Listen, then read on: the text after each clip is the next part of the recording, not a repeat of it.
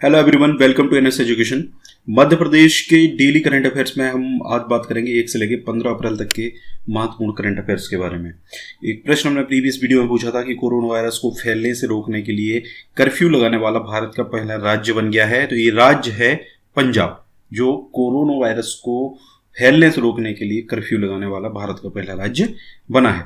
आज हमारा प्रश्न है, निम्न में से किसके द्वारा भारत की अमूर्त सांस्कृतिक विरासत की राष्ट्रीय सूची जारी की गई है। 4 ऑप्शन है, आपको एक सही कमेंट करके बताना है। हमारी मार्च माह की जो करंट आउटलुक है वो आ चुकी है, आप अगर लेना चाहें तो इसको ले सकते हैं। इसके अलावा फरवरी और जनवरी की भी आउटलुक जारी कर दी गई है, अप्रैल की भी जल्द ही जारी कर दी जाएगी। इसके अलावा प्रीवियस कंटेंट भी हमारा ये है। जीव विज्ञान के नोट्स अगर आप लेना चाहते हैं, क्लास 11-12 की समरी है एनसीईआरटी की। इसके अलावा एनसीईआरटी की कंप्लीट समरी है क्लास 8, 9 और 10 की, वो भी आप ले सकते हैं। डिस्क्रिप्शन में सारी लिंक आपको मिल जाएंगी, या फिर आप मुझे व्हाट्सएप पे कांटेक्ट कर सकते हैं 9522565785। सिर्फ व्हाट्सएप करें इस नंबर पर। चलिए स्टार्ट करते हैं। आज का पहला प्रश्न हमारा, हाल ही में किसे मध्य प्रदेश का महाधिवक्ता नियुक्त किया गया है। तो देखिए, मध्य प्रदेश के जो महाधिवक्ता नियुक्त किए गए हैं वो करे गए हैं पुरुषोत्तम कौरव।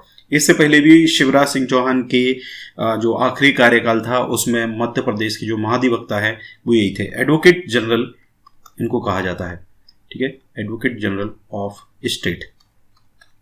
ठीक है, तो ये बनाए गए हैं पुरुषोत्तम कौरव। और इससे पहले शशांक कौरव जो है वो मध्य प्रदेश के महाधिवक्ता थे कांग्रेस के काल में, कमलनाथ सरकार में। ठीक है, और सरकार गिरते ही इन्होंने अपना इस्तीफा दे दिया था। तो पुरुषोत्तम कौरव जो है ये दूसरी बार, इनका ये दूसरा कार्यकाल होगा महाधिवक्ता का, ये ध्यान रखिए। ठीक है, और नवनियुक्त महाधिवक्ता पुरुषोत्तम कौरव जो है इन्होंने 27 मार्च को नरसिंहपुर जिले से अपने गृह ग्राम से ही हस्तलिखित पत्र द्वारा महाधिवक्ता का पदभार ग्रहण किया है। कोरोना के कारण कोई बाहर नहीं जाएगा, ठीक है, इसीलिए इन्होंने व्हाट्सएप पे अपना जो नियुक्ति पत्र जो था उससे इन्होंने करा है। तो ये नरसिंहपुर जिले के रहने वाले, भी ध्यान रखिए। अगला प्रश्न है, हाल ही में बनी भाजपा सरकार ने किस आयोग की नियुक्ति आदेश तत्काल प्रभाव से निरस्त कर दिए हैं। तो देखिए, ये उपरोक्त सभी इसका सही आंसर है, क्योंकि इन्होंने अभी हाल में मध्य प्रदेश युवा आयोग, मध्य प्रदेश अनुसूचित जाति आयोग और मध्य प्रदेश अनुसूचित जनजाति आयोग, इन तीनों के ही जो नियुक्ति आदेश हैं वो तत्काल प्रभाव से निरस्त किए हैं। ठीक है, और मध्य प्रदेश युवा आयोग में नियुक्त अध्यक्ष थे अभय तिवारी। इसके अलावा सदस्य थे अमित शर्मा, श्वेता दुबे, विजय शरवैया, आकाश शेखर, कुंदन पंजाबी। इनके नियुक्ति आदेश जो है वो तत्काल प्रभाव से निरस्त कर दिए। देखिए, युवा आयोग में एक अध्यक्ष होता है, बाकी ये सारे सदस्य हैं इसके। और इसके साथ साथ राज्य अनुसूचित जाति आयोग में नियुक्त अध्यक्ष प्रदीप अहिरबार और सदस्य गुरुचरण खरे का नियुक्ति आदेश तत्काल प्रभाव से निरस्त किया है। इसके साथ साथ राज्य अल्पसंख्यक आयोग जो है उसमें भी नियुक्त सदस्य नूरी खान, राज्य पिछड़ा आयोग में नियुक्त अध्यक्ष जेपी धनोपिया तथा सदस्य शैलेंद्र पटेल के नियुक्ति आदेश भी निरस्त करे गए हैं। मतलब ये अब लोग इसमें नहीं रहेंगे। इसके साथ साथ राज्य अनुसूचित जनजाति आयोग में अध्यक्ष थे गजेंद्र सिंह राजू खेड़ी और सदस्य थे हीरा सिंह उइके एवं गुलाब उइके। इनके नियुक्ति आदेश भी तत्काल प्रभाव से निरस्त कर दिए गए। एक और आयोग था जिसमें महिला आयोग जो है, मध्य प्रदेश का राज्य महिला आयोग है, उसकी सदस्य बनाई गई थी। ठीक है, उनका जो निरस्त नहीं किया है। अगला प्रश्न है, हाल ही में किसे मध्य प्रदेश विधानसभा का अस्थायी अध्यक्ष नियुक्त किया गया। तो मध्य प्रदेश विधानसभा के अस्थायी अध्यक्ष बनाए गए हैं जगदीश देवड़ा को। ठीक है, इन्होंने, लालजी टंडन ने भाजपा के वरिष्ठ विधायक ही हैं जगदीश देवड़ा, इनको मध्य प्रदेश विधानसभा का अस्थायी अध्यक्ष नियुक्त किया था। आपको पता है गवर्नमेंट चेंज हुई है तो प्रोटेम स्पीकर जो है वो विधानसभा में बनाए जाने, क्योंकि कोई भी प्रोटेम स्पीकर उसमें नहीं है। हाल ही में किस परियोजना को प्रधानमंत्री पुरस्कार के लिए सर्वश्रेष्ठ परियोजनाओं में चयनित किया गया है।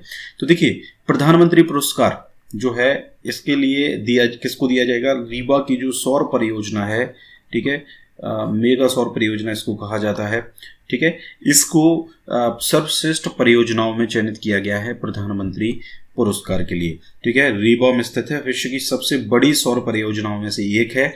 ठीक है, और वर्ष 2019-20 में राज्य स्तर पर नवाचार के लिए प्रधानमंत्री पुरस्कार के लिए सर्वश्रेष्ठ परियोजनाओं में इसका चयन किया गया है। और ये पारितोषिक जो है इसकी घोषणा सिविल सर्विस डे पर नई दिल्ली में करी जाएगी। चलिए कमेंट करके बताइए, सिविल सर्विस डे किस तारीख को मनाया जाता है। एक और चीज जान लीजिए, परियोजना में 3 जनवरी 2020 से पूर्ण क्षमता के साथ उत्पादन भी प्रारंभ हो चुका है। आपको बताया 750 मेगावाट की ये परियोजना है, 250 मेगावाट की 3 यूनिट इसमें कार्य करती हैं। ये प्रदेश ही नहीं बल्कि राष्ट्र के लिए इस परियोजना ने सौर ऊर्जा के क्षेत्र में नए कीर्तिमान भी रचे हैं। अंतर्राष्ट्रीय स्तर पर विश्व बैंक जैसे संस्थान द्वारा इसे वैश्विक पटल पर मान्यता भी दी गई है।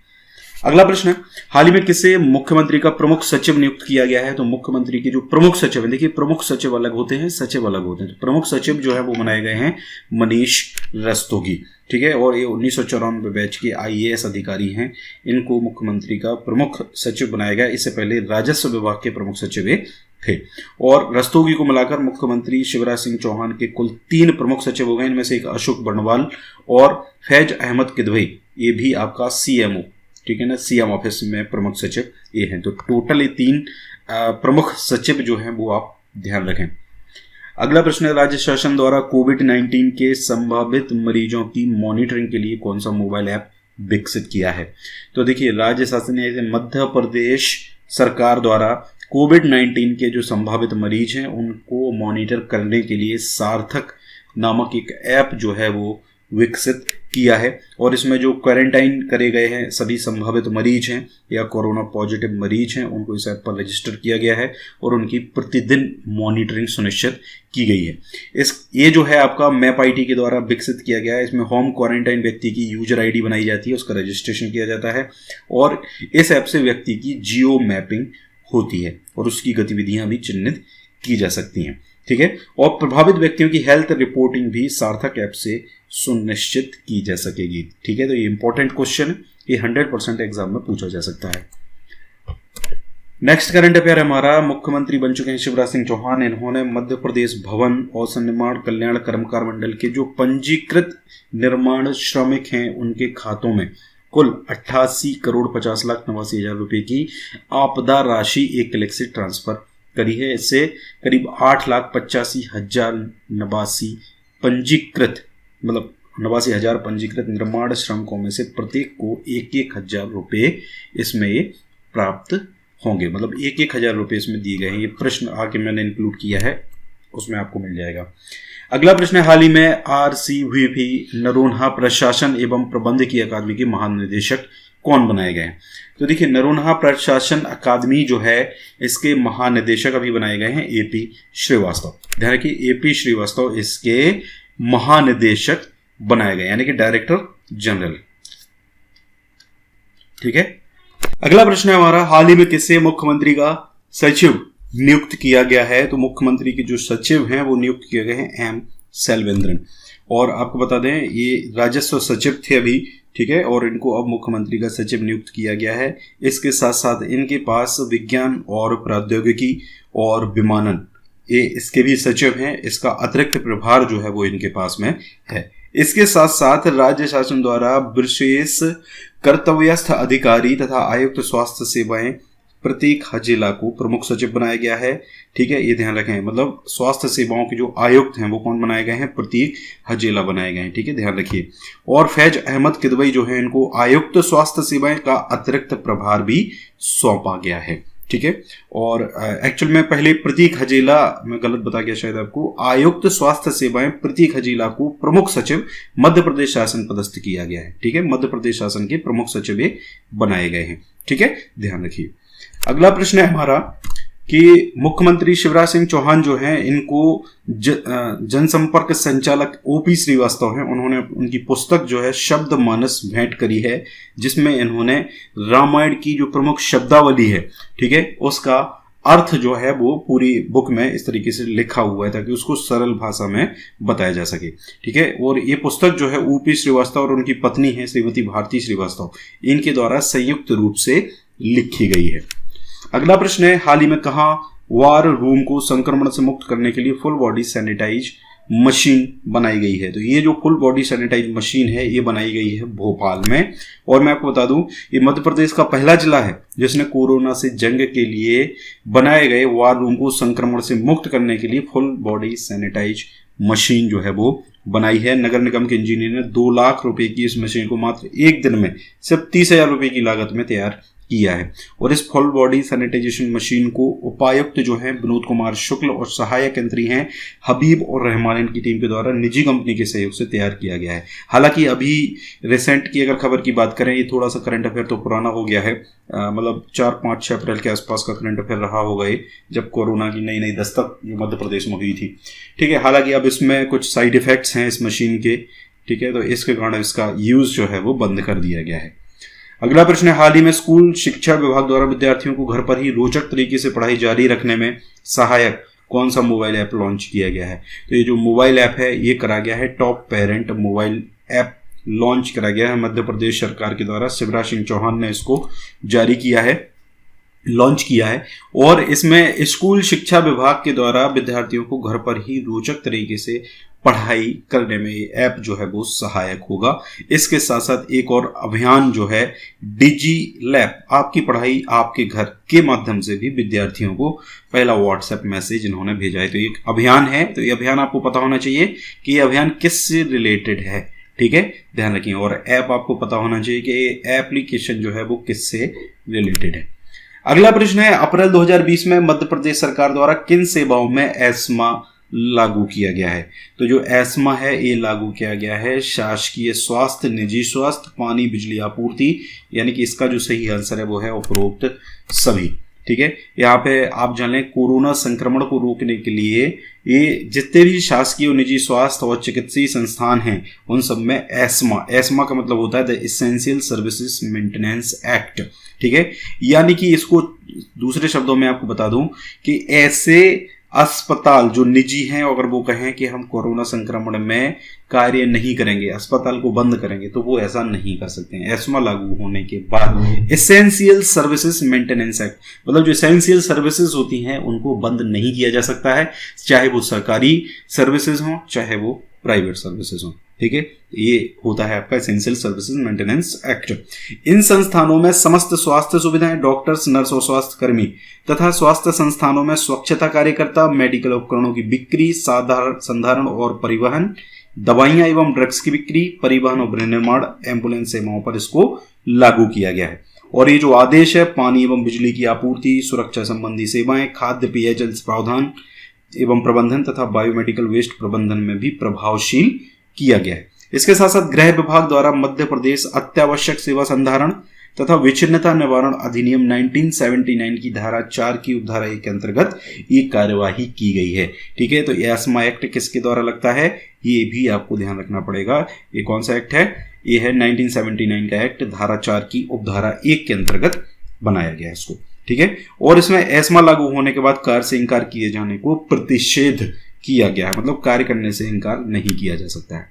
अगला प्रश्न है, राज्य शासन ने अप्रैल 9, 2020 तक 15 जिलों में कुल कितने कोरोना हॉटस्पॉट घोषित किए हैं? तो ये कुल 15 जिलों में जो कोरोना हॉटस्पॉट घोषित किए गए हैं 9 अप्रैल तक वो हैं 46। ठीक है, और इनमें कुल 75 कोरोना पॉजिटिव मरीज यहाँ पर इन जिलों में मिले। हालांकि ये बढ़ गया है थोड़ा सा, तो हम आगे डिस्कस करेंगे इसके बारे में।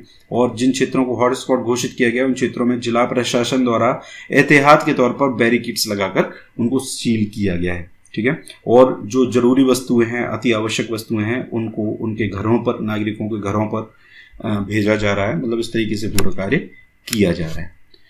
अगला है हमारा, मुख्यमंत्री शिवराज सिंह चौहान की पहल पर कोरोना संक्रमण नियंत्रण के लिए प्रदेश में IITT रणनीति का क्रियान्वयन आरंभ किया गया है।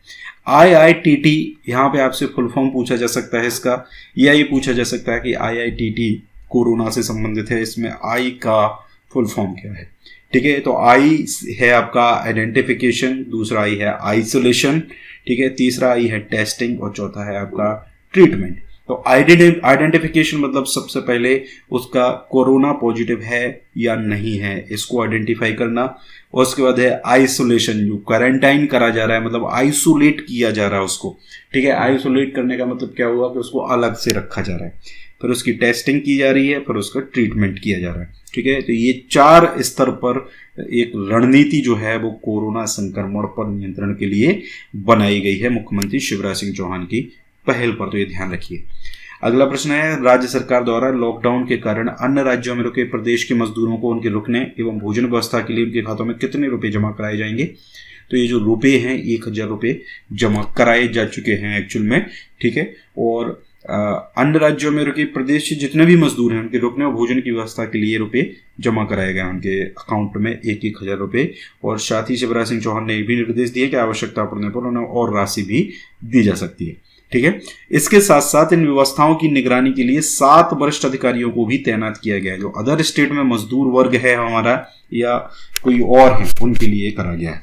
इसके साथ साथ राशन कार्ड धारकों को इस माह से 2 माह के लिए प्रति व्यक्ति 5 किलो राशन निःशुल्क दिए जाने की व्यवस्था भी की जा रही है। इसमें से 1 किलो दाल और गेहूं चावल दिया जाएगा। इसके अलावा जिनके पास राशन कार्ड नहीं है उनके लिए राशन की व्यवस्था भी की जा रही है, ठीक है। और ये जो अमाउंट है, ये कितना अमाउंट, 22 राज्यों के करीब 7,000 प्रवासी श्रमिकों को 70 लाख रुपए की सहायता राशि उनके खातों में अंतरित करी गई है। अगला प्रश्न है, हाल ही में किस हॉस्पिटल को कोविड-19 की सैंपल टेस्टिंग के लिए चयनित किया गया है? तो कोविड-19 की सैंपल टेस्टिंग के लिए चयनित करा गया है Bhopal memorial hospital and research centre. हमने आपको प्रीवियस वीडियो में बताया था कि इसको कोविड-19 की चिन्हांकित सूची में शामिल किया गया था। अब इसमें से इसको हटा दिया गया है। अब एक कोविड-19 की सैंपल टेस्टिंग इस हॉस्पिटल में केवल की जाएगी। चलिए प्रीवियस वीडियो का क्विक रिकैप हम कर लेते हैं। पहला प्रश्न था मध्य प्रदेश के नए मुख्य सचिव कौन बनाए गए हैं? तो ये इकबाल सिंह बैंस हैं जो मुख्य सचिव बनाए गए हैं, ठीक है।